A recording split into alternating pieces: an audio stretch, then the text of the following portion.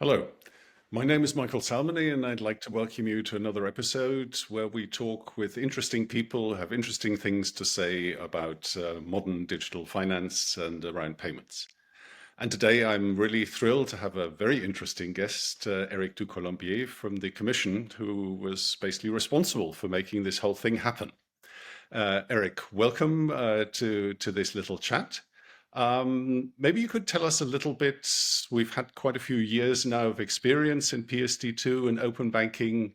Europe is leading the world. Is it going well? How happy are you with the development? Good afternoon, everyone, and thank you very much for your invitation, Michael. Um, Open banking, are we happy?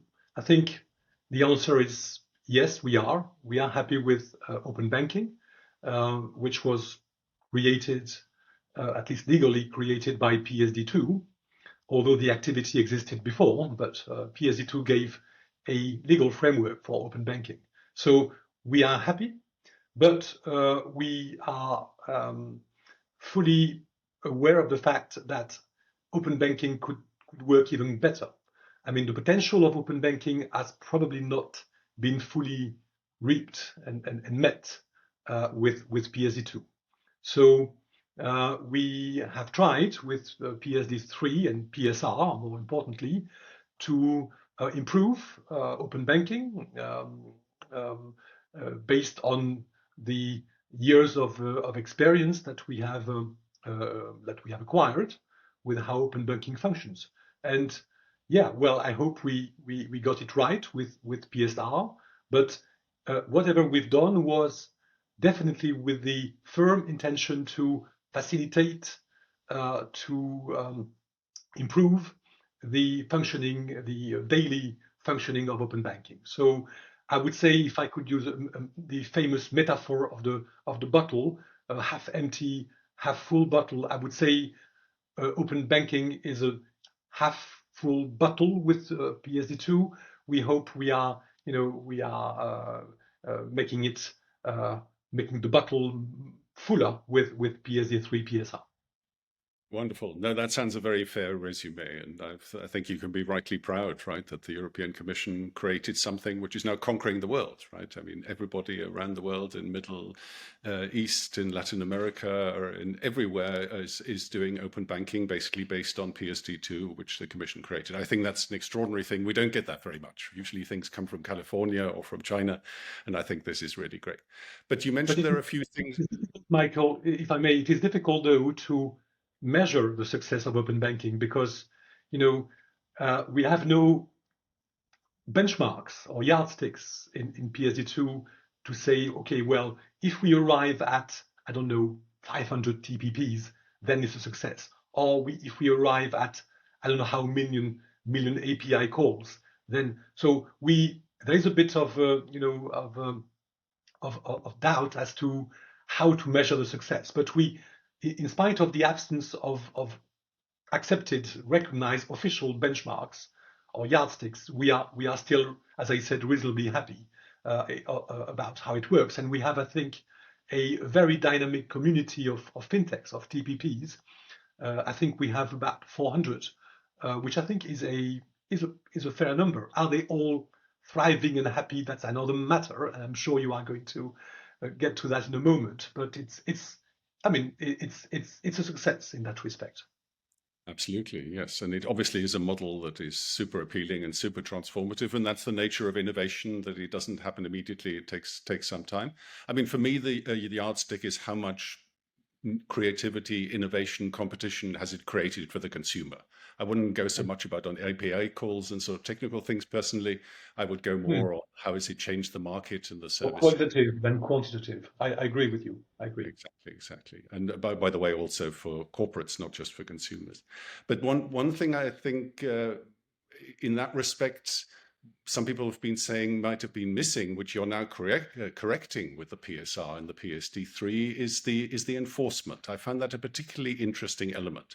I mean, there are lots of interesting elements, the dashboard and many other things, but this enforcement, that seems to be a really key thing.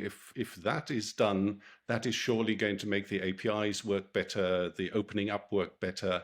Can you tell us a little bit about how you want to implement that?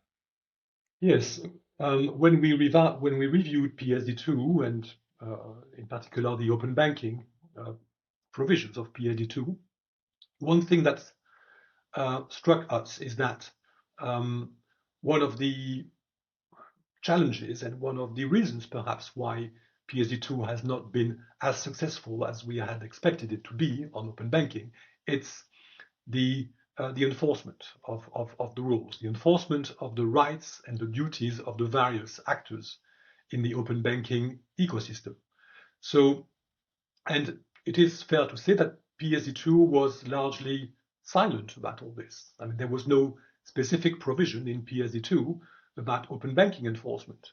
So we've tried to remedy that. So we have in PSR, we have general enforcement provisions, but we have a dedicated article, which is Article 48, on open banking enforcement. And we've tried here with that article, which is quite meaty. I mean, it's a page and a half. We've tried to clarify the respective duties of the various players, including, of course, the enforcers, the supervisory authorities, people who should be vigilant to and make sure that all these new rules that we have proposed in PSR are actually enforced, applied on the ground, respected on the ground. And if they are not, there should be sanctions. So we try, if you want to beef up the framework for enforcement, we expect the NCAs, so the authorities, to be adequately resourced and equipped with staff in order to perform their enforcement duties. This is for us very important. We are also expecting NCAs to play a kind of proactive role to settle some possible, issues between the various communities. The banks, the TPPs, they can play an important role to have everyone sit around the table and discuss. Okay, what are the problems?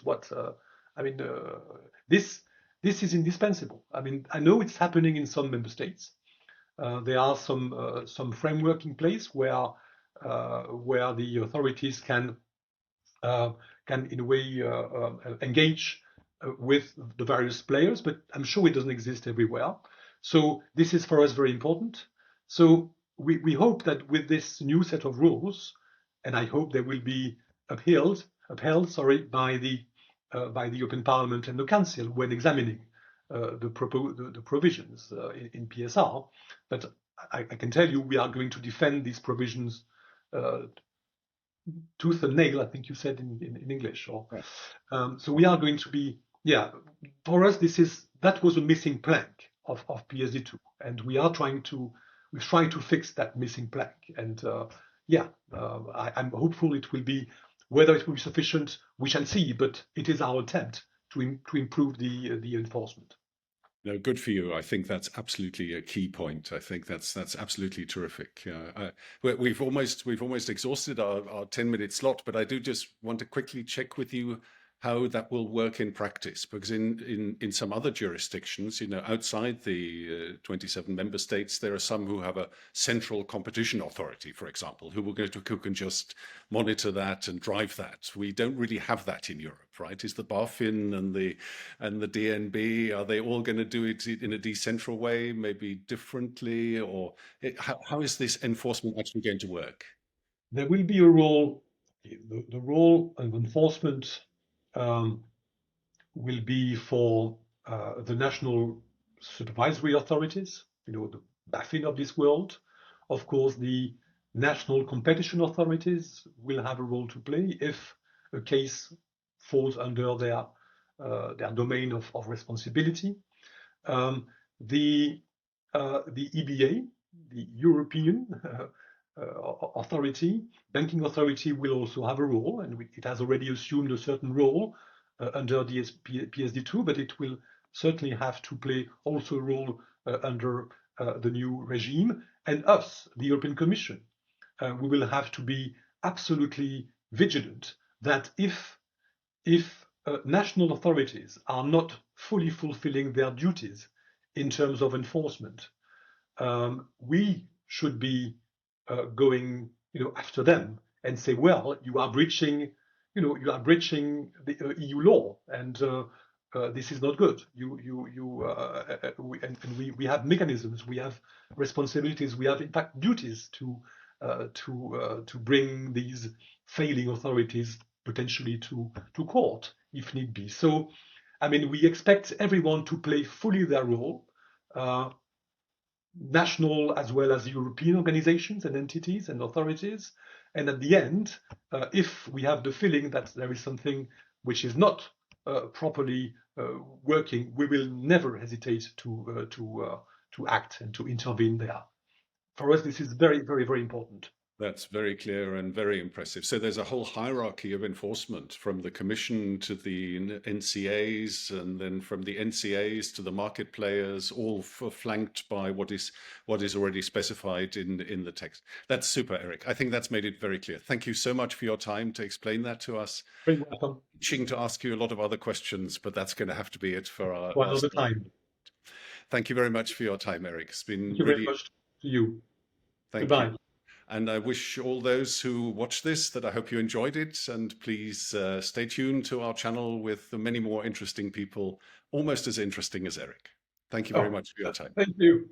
Goodbye. Have a nice weekend. Bye. Thank you.